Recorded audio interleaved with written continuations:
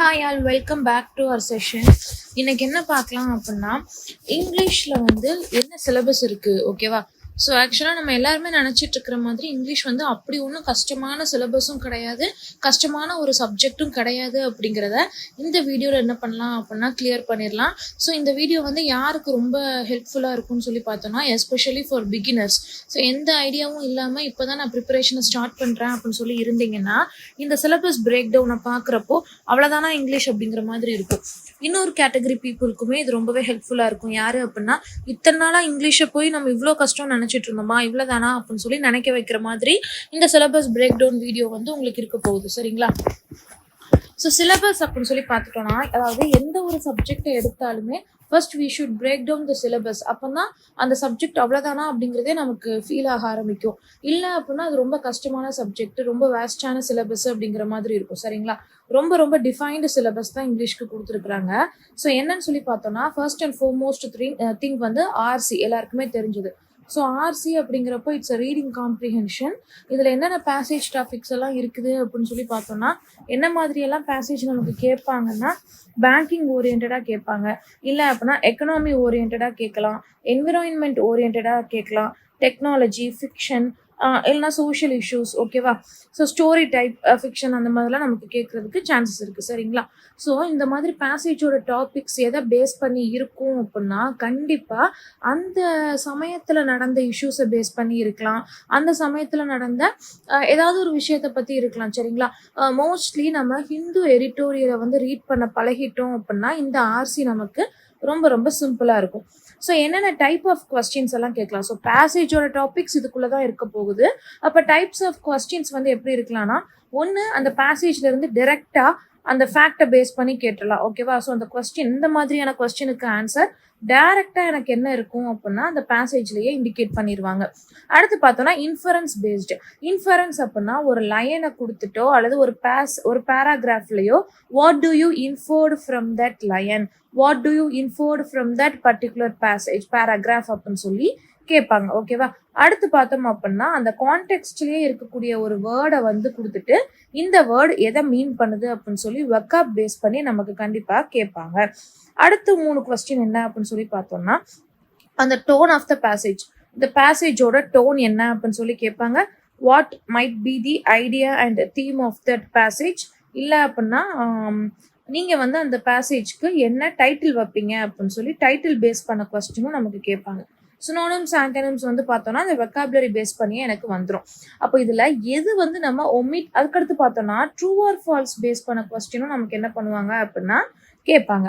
அப்போ இதில் ஒமிட் பண்ணக்கூடிய ஏரியா, கொஸ்டின் ஏரியா அப்படின்னு சொல்லி பார்த்தோன்னா, we can easily omit tone of the passage, idea of the passage and title of the passage.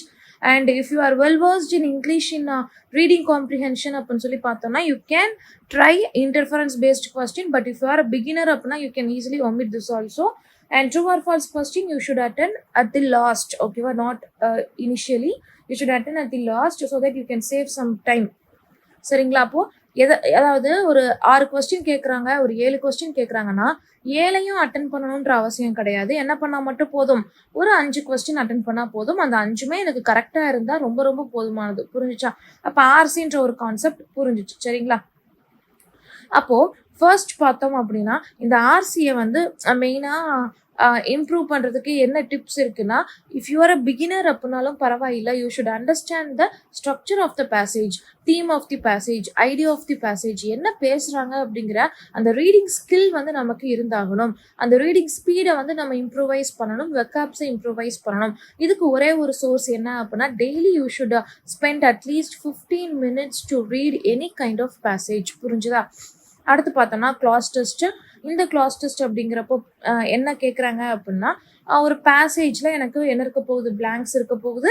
அதில் நீங்கள் வந்து எந்த வேர்டு எனக்கு ரொம்ப அப்ரோப்ரியேட்டாக இருக்க போகுதோ அந்த வேர்டை ஆப்ஷன்ஸ்லேருந்து நீங்கள் சூஸ் பண்ண போகிறீங்க.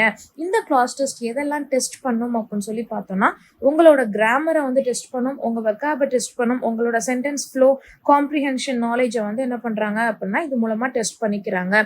அப்போது இதில் நீங்கள் எப்படி ப்ராக்டிஸ் பண்ணலாம்னா, daily you should practice at least 1 set of clause test, ஓகேவா? அடுத்து பார்த்தோன்னா பேராஜம்பிள், சென்டென்ஸ் ரீஅரேஞ்ச்மெண்ட், வேர்ட் ஸ்வாப் எல்லாமே எனக்கு சேம் கான்செப்ட் தான். அப்போ இதில் என்ன பண்ண போகிறாங்க, செட் ஆஃப் சென்டென்சஸை வந்து எனக்கு ஜம்பிள் பண்ணி கொடுக்க போகிறாங்க. நம்ம அதை மீனிங்ஃபுல் ஆர்டரில் என்ன செய்ய போகிறோம், அரேஞ்ச் பண்ண போகிறோம். உங்களோட லாஜிக்கல் சீக்வென்சிங்கை, சப்ஜெக்ட் வெர்ப் ஃப்ளோவை, கனெக்டர்ஸை வந்து இது வந்து என்ன பண்ணும், டெஸ்ட் பண்ணும்.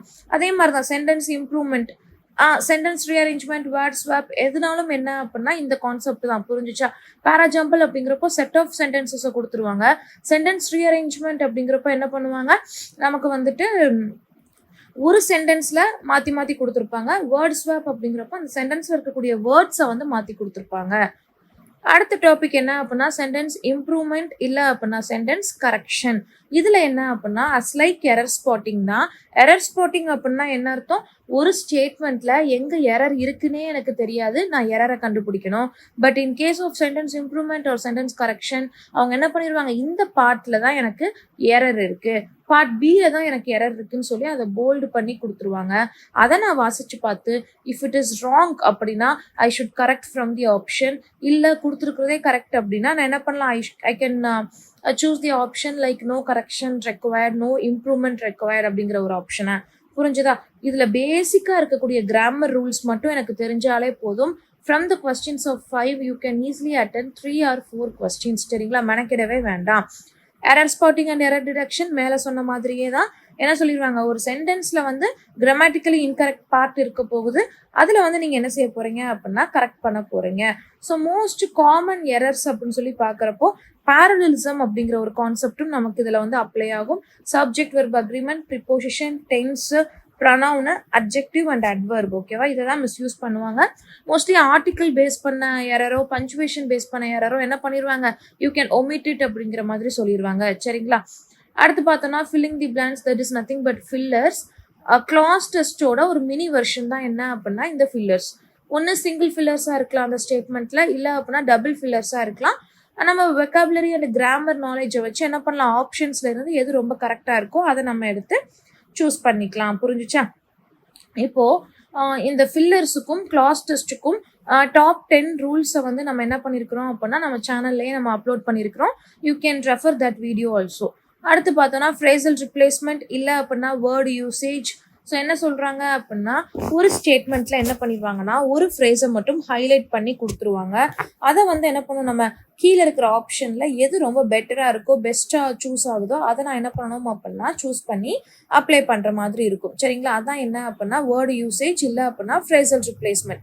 ஸோ வேர்டு யூசேஜ் அப்படிங்கிறப்போ ஒரு வேர்டை வந்து என்ன பண்ணிடுவாங்க, வேரியஸ் ஃபார்ம்ஸில் வந்து எனக்கு யூஸ் பண்ணி கொடுத்துருப்பாங்க. For example the same word can be used as a noun, இல்லை அப்படின்னா வேர்ப், இல்லை அப்படின்னா அட்ஜெக்டிவ்.